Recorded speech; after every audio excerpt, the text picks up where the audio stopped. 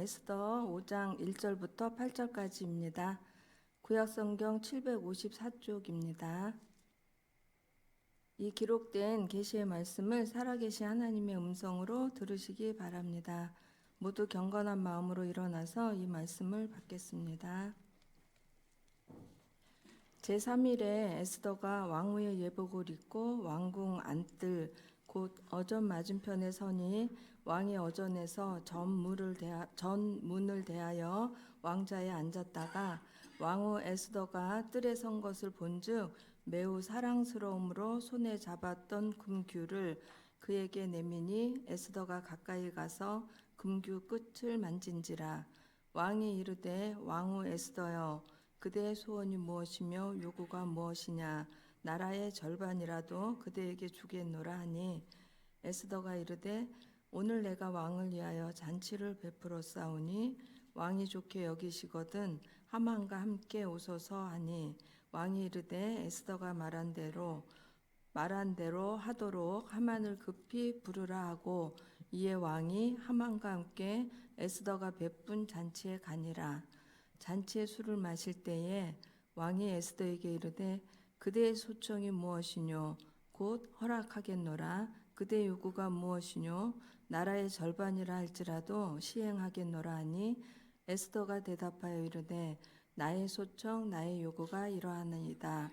내가 만일 왕의 목전에서 은혜를 입었고 왕이 내 소청을 허락하시며 내 요구를 시행하시기를 좋게 여기시면 내가 왕과 하만을 위하여 베푸는 잔치에 또 오소서 내일은 왕의 말씀대로 하리이다 하니라.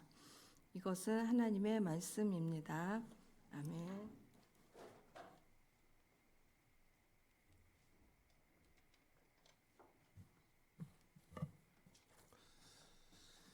낚시 고수는 잡아챌 때를 포착하는 기술이 뛰어납니다. 어종에 따라 다르긴 하지만 대부분 물고기는 처음부터 미끼를 덥석 물지 않습니다. 먼저 아주 경계하면서 미끼를 건드려 봅니다. 이때 낚싯대를 채면 실패죠. 조금 더 기다려야 됩니다. 아주 미세한 차이지만은 뭔가 조금 더 당겨지는 느낌이 딱 올 때 그때를 놓치지 말아야 됩니다. 어설픈 낚시꾼은 서두르다가 미끼만 뜯깁니다. 고수는 물고기가 미끼를 덥석 무는 그 순간에 잡아챕니다. 그래야 물고기를 낚을 수 있죠. 에스더서는 주인공 에스더가 하만의 흉계를 깨트리고 민족을 구하고 있습니다. 그런데 에스더가 분명히 기도응답을 받았는데도 서두르지 않아요. 하루 이틀 잔치를 열면서 뜸을 들입니다. 그리고는 서서히 하만을 옥죄어서 결국은 탁 낚아채죠. 복수에 성공합니다. 보통 사람이 따라하기 어려운 아주 고수의 내공입니다. 기도하는 분들이 이것을 눈여겨봐둬야 하겠습니다. 오늘 설교 제목도 그래서 응답에도 멈짓 이렇게 정했습니다. 잘 나갈 때 이 멈짓할 수 있는 영성이 필요하다는 거죠. 형통한 것 같아도 때로는 멈추고 기다려야 될 때가 있습니다. 왜 멈춰야 될까요? 에스더서는 이스라엘의 불임절 기원을 밝힌 책입니다. 페르시아 포로기 때 이야기입니다. 페르시아의 초대왕 고레스가 칙령을 내려서 이스라엘 백성들을 본토로 다 귀환시켰습니다. 그때 본국으로 돌아가지 않고 거기 남아있던 유대인들이 있었습니다. 이들은 주로 페르시아의 3대 도시 중에 하나인 수산궁에서 살았습니다. 에스더서 이야기는 아수에로 왕 때의 이야기입니다. 아수에로는 주전 486년 아버지 다리우스 왕의 뒤를 이어서 즉위를 했습니다. 에스더 1장을 보면 아수에로 왕 3년째 되던 해에 생긴 일이다 이렇게 돼 있어요. 1장에 보면 하찮은 이유로 와스디 왕후가 폐위가 됩니다. 에스더는 유대 처녀로 고아였습니다. 사촌 오빠 모르드게가 일찍이 데려다가 키웠습니다. 에스더는 수많은 경쟁자를 물리치고 극적으로 왕후가 됩니다. 모르드게는 궁궐일을 맡아서 궁궐문에서 근무를 했습니다. 하만이라는 신하가 있는데 가장 큰 벼슬을 얻고 신하 중에 으뜸이었습니다. 하만이 궁궐을 드나들 때마다 다른 신하들이 그 앞에 꿇어 엎드려서 절했습니다. 하만을 그렇게 대우하라는 왕의 명령이 있었기 때문이죠. 그런데 모르드게는 하만에게 무릎을 꿇지도 않고 절도 하지 않았습니다. 다른 신하들이 모르드게를 말렸어요. 나무라고 그랬지만은 듣지 않았습니다. 하만은 모르드게가 자기에게 무릎을 꿇지도 않고 절도 하지 않은 것에 화가 잔뜩 치밀어 올랐습니다. 하만은 모르드게 한 명만 죽이는 걸로는 좀 가볍다고 여기고 이 모르드게의 동족인 유다 사람들을 모두 없앨 궁리를 꾸몄습니다. 하만은 왕을 달콤한 말로 꼬드겼어요.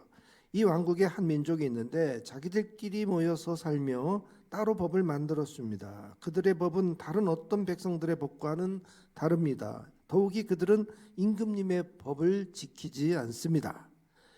이런 자들을 그냥 두는 것은 유익하지 않습니다. 조서를 내려주시면 그들을 모두 없애겠습니다. 그러면 그들의 재산도 몰수되고 은화 10,000달란트를 국고에 들여놓을 수 있겠습니다. 이때 아하수로 왕 13년째 되는 해입니다. 이 아하수에로 왕은 그리스식으로 말하면 크세르크세스입니다. 그는 그리스를 정벌하기 위해서 3년 동안 전쟁을 준비했어요. 주전 480년 대군을 이끌고 그리스도로 쳐들어갑니다. 이 전쟁이 이제 영화 300에 나오는데 그 역사가 헤로도토스라는 사람이 있어요. 이 사람이 기록한 거를 읽어보면 이때 병력이 페르시아 병력이 170만 명이다. 500만 명이라는 기록도 있는데 그건 좀 너무 뻥이 심한 것 같고 정확하게 현대 역사가들은 한 30만 명 되지 않았을까 이렇게 보고는 있는데 뭐 하여튼 엄청난 규모죠. 그 영화에도 보면은 정말 끝없이 까마득한 병력이 쳐들어옵니다. 그 영화를 보면은 테르모필레 협곡에서 300명의 이 그리스 스파르타 정예병들이 이제 싸우죠. 그러나 결국 크세르크세스가 승리합니다. 그리고 아테나까지 밀고 들어갔지만은 아주 유명한 해전이죠. 살라미스 해전에서 패하고 맙니다. 패배하고 물러났다가 다시 이제 재정비해가지고 1년 후에 또 다시 쳐들어가죠.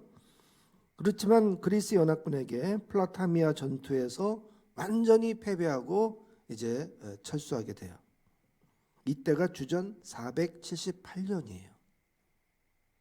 그리고 보면은 계산해 보니까 이 유대 민족을 죽이자고 하만이 흉계를 꾸민 때가 474년이에요. 그러니까 주전이니까 478년에서 4년이 지난 후예요. 그리고 보면 왕이 원정 전쟁에서 패한 지 4년밖에 지나지 않았어요. 전쟁 패배로 왕의 그 권위도 흔들리고 국고도 다 바닥이 났을 때예요. 한푼이 아쉬울 때죠. 그런데 이 왕이 은하 1만 달란트를 뺏을 수 있다는 말에 혹했습니다. 이 헤로도토스의 기록을 보면 당시 페르시아의 연간 세수가 15,000달란트로 이렇게 기록이 되어 있어요. 그러니까 1년 세수의 3분의 1을 한 번에 얻을 수 있다는 얘기니까 얼마나 탐이 났겠어요. 왕은 그 엄청난 돈에 눈을 찔끔 감고 유다 백성들을 전부 죽이라는 그 조서에 도장을 찍어주고 말았어요. 모르드게는 이 소식을 듣고 굵은 베옷을 입고 재를 뒤집어 쓴 채로 성 안에 들어가서 대성통곡을 했습니다. 하지만 왕의 조서를 돌이킬 만한 마땅한 방법이 없었어요. 오직 희망은 왕후 에스더에게 있었습니다. 그러나 에스더도 난처해야 합니다. 왕이 부르지도 않았는데 안뜰에 들어가서 왕에 다가가는 자는 모두 사형으로 다스리게끔 되어 있었기 때문이죠. 다만 왕이 이 금규를 앞으로 탁 내밀면 목숨을 건질 수는 있었습니다. 그런데 왕이 에스더를 부르지 않은 지가 벌써 한 달이나 지났습니다. 이 말을 들은 모르드게는 에스더에게 상당히 도발하는 메시지를 전해줍니다. 이런 때 왕후께서 입을 다물고 계시면 유다 사람들은 다른 곳에서라도 도움을 얻어서 살아날 것입니다. 하지만 왕후는 멸망할 것입니다. 왕후의 자리에 오른 것이 바로 이 때를 위함이 아니겠습니까? 에스더가 이 말을 듣고 결심하죠. 유다 사람들에게 3일 동안 나를 위해서 금식하게 해주십시오. 사흘 동안 밤낮 먹지도 아니하고 마시지도 않게 해주십시오. 저도 시녀들과 그렇게 같이 금식하겠습니다. 그 법을 어겨서라도 내가 임금님 앞에 나가겠습니다. 그때 그러면 죽으면 죽으렵니다. 이 죽으면 죽으리다는 이 말이 에스더서에서 가장 유명한 말이죠. 3일 동안 금식 기도한 후에 에스더가 예복을 입고 대궐 안뜰 왕의 어전으로 들어갔습니다. 염려와는 다르게 왕은 에스더를 사랑스러운 마음으로 바라보게 되는 거예요. 쥐고 있던 금휴를 앞으로 내밀었어요. 웬일이오 에스더 왕후, 무슨 소총이라도 있어? 당신이라면 나라의 절반이라도 떼어주겠소. 에스더는 선뜻 왕에게 이 본심을 드러내지 않아요. 간절한 청이 있었지만은 꿀꺽 삼킵니다. 그리고는 그저 잔치를 차리고 임금님을 모시고 싶다고 했습니다. 하만과 같이 오시면 좋겠습니다. 왕은 하만과 함께 에스더가 베푼 잔치에 갔습니다. 함께 술을 마시다가 왕은 또다시 에스더에게 묻습니다. 당신의 간청이 무엇이오? 내가 들어주겠소. 당신의 청이라면 나라의 절반이라도 떼어주겠소. 에스더는 뭐 별거 아니라고 하면서 내일도 잔치를 차리고 두 분을 모시겠습니다. 그때 임금님의 분부대로 저의 소원을 아뢰겠습니다. 왕은 그 소원이 뭔지 되게 궁금했을 것 같아요. 에스더는 이틀이나 끌면서 소원을 말하지 않았습니다. 왕은 기쁜 마음으로 청하라고 했어요. 그런데도 참았어요. 나라의 절반까지 주겠다는데도 에스더는 계속 뜸을 들입니다. 3일 동안 금식하면서 이런 기회가 오기를 얼마나 간절히 바랐겠어요. 드디어 그 기회가 왔습니다. 기도한 대로 응답된 거예요. 그런데도 에스더는 거기서 멈췄어요. 그 기회를 선뜻 붙들지 않았어요. 왜 그랬을까? 그 후에 벌어진 일들을 잘 보면 그 해답이 나와요. 첫째는 하만이 벌인 일입니다. 하만은 한껏 들떴습니다. 아내와 친구들에게 가서 자랑해요. 아이고야, 에스더 왕후께서 잔치를 초대했는데 그게 초대된 자가 왕하고 자기뿐이라는 거예요. 자기가 최고의 영광을 받고 있다고 떠벌렸습니다. 하지만 눈에 가시 같은 녀석이 하나 있는데 이게 모르드게. 이게 아직도 대궐문에서 근무하고 있다는 게 못마땅했어요. 그러자 아내와 친구들이 높이 22m의 긴 장대를 세워가지고 모르드게를 거기에 달아보자 그랬어요. 하만은 그걸 좋은 생각이라고 하고 내일 임금님께 가서 허락받기로 하고 자기 집 마당에다가 그 엄청나게 높은 장대를 세웠어요. 그런 장대가 있는 것도 신기해요. 높이가 22m면은 빌딩 한 8, 9층 정도의 높이 아니에요? 두 번째 일이 있어요. 그건 왕이 그 밤에 잠을 이루지 못한 거예요. 그래서 왕은 궁중실록을 가져다가 소리를 내 읽게 했어요. 그런데 그때 하필 탁 펼친 내용이 특별한 페이지였어요. 대궐문을 지키던 두 내시가 있었는데 빅다나와 데레스입니다. 폭정에 시달린 이 두 신하는 아하스웨로 왕을 암살할 음모를 꾸몄어요. 이 사실을 모르드게가 알고는 고발했습니다. 하필 이런 내용을 기록한 그 책의 페이지를 그 시종이 탁 펼쳐서 읽은 거예요. 왕은 모르드게에게 어떤 상을 내렸는지 물어봤습니다. 시종들은 나라에서는 아무런 상을 내리지 않았다고 대답했어요. 왕이 궁궐들에 누가 있느냐 물었어요. 마침 하만이 장대에 모르드게를 달아 죽이게 하려고 그걸 허락받으려고 지금 뜰에 와 있었던 거예요. 그러니까 아마 새벽이었겠죠. 그 시간까지 왕이 계속 책을 읽으면 이제 잠이 올 줄 알았는데 내용이 너무 진지하고 재밌으니까 그냥 콕 빠져가지고 새벽까지 온 거예요. 그런데 그 시간은 출근하는 시간도 아닌데 이게 몸이 달아가지고 그 새벽에 벌써 뜰에 하만이 와 있다는 것도 참 신기하죠. 이게 다 이렇게 아구가 맞아 들어가는 거예요. 평소에는 일어나지 않을 일들이 막 일어나기 시작하는 거예요. 왕은 누군지를 밝히지 않고 특별 대우하고픈 사람이 있는데 어찌하면 좋겠냐 물어봤어요. 하만은 자기에게 베푸는 은혜인 줄 알고 왕복을 입히고 왕의 말을 태워서 거리 퍼레이드를 펼치면 좋겠습니다. 그렇게 대답했어요. 그 바람에 하만은 모르드게에게 왕복을 입히고 왕의 말에 고삐를 잡고 거리 퍼레이드를 펼치면서 모르드게를 한껏 높이면서 목청껏 소리 질러야만 됐던 거죠. 그 다음에 곧바로 에스더의 잔치에 또 불려갔습니다. 왕후 에스더는 자기 민족이 모함에 빠져서 죽게 되었으니 살려달라고 간청했어요. 왕은 누가 그런 모함을 꾸몄냐고 물어봤습니다. 에스더는 주저없이 하만을 지적했어요. 왕은 하만이 세운 장대에 하만을 매달아 죽였습니다. 그리고 하만의 재산을 몰수했습니다. 그리고 유대 민족을 살리라는 조서를 내렸습니다. 이렇게 극적으로 유대 민족이 구원을 받게 됩니다. 에스더가 멈칫하고 숨을 고르는 동안에 그때 두 가지 일이 벌어졌어요. 첫째는 뭐예요? 하만이 장대를 세운 일이에요. 두 번째는 왕이 잠을 이루지 못하고 하필 궁중실록을 읽었는데 또 하필 모르드게의 공적을 기록한 페이지를 읽었다는 거예요. 이게 모두 하나님의 섭리가 아니고 뭐겠어요? 만약에 에스더가 처음부터 덥석 자기의 소원을 아뢰었다면 어떻게 되었을까? 중간에 하나님이 섭리하신 이 두 가지 사건은 없었던 거죠. 그게 없는 채로 소원을 말했으면 어떻게 됐을까요? 이 왕의 조서를 뒤집을 만한 유대 백성들을 죽이라고 하는 나중에도 보면은 왕의 조서는 취소하는 일이 없다는 거예요. 그래서 이제 새로운 조서, 유대 백성을 살리라는 조서를 내리거든요. 그러니까 이 소청을 해도 왕의 조서를 뒤집을 만한 결정타가 없었다는 게 이게 큰 문제였던 거죠.